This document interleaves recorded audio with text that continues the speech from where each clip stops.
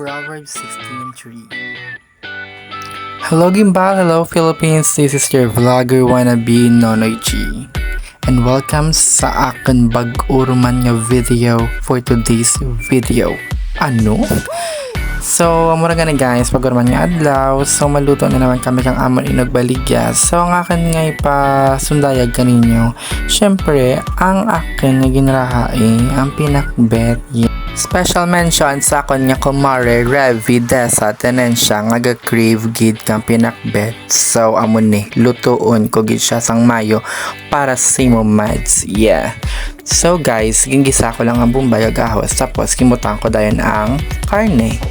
Tayon ginulat ko lang ang mapula kay hambali mama dapat papulahon gid kuno ang baboy. So ang balko lagi mutangan ko na lang sa food coloring no para dasig sa na magpula. Charot. So isa pagid naman guys ka business mo ang Avon kay authorized dealer na kami. So ma-prank ako guys kay mama halimbawa parat-parat kuno nga kanya naraha. So ang luwag yung mutangan ko sang asin tapos mutangan ko kang sabaw nga gamay lang. Tapos gintunaw ko lang, oh my god mama, good luck. Sa mo to guys kipatiraw ko na. It was at this moment that he knew. He fucked up. It's a prank.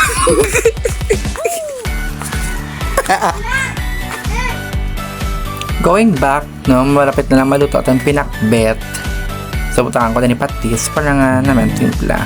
So, mo to guys, sa pinakbet. So, for only 30 pesos, no, matirawan nyo ng pinakanamit na pinakbet sa gimbal. Charot!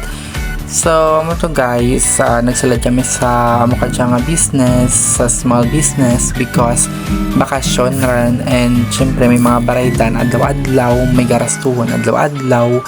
Tambal ko, bago kay mama, ibuksan naman liwat amon kusina kay bisan paano, makanegosyo kami, bisan gamay lang amon ginansya, at least may dapli kami kung igma. Isa pagid guys, gusto ko tanang i-deliver or idulong or ilibad kay tungod nga wala makami tipestuhan ridya nga pwede kami dad ka kalendaryara balahaw.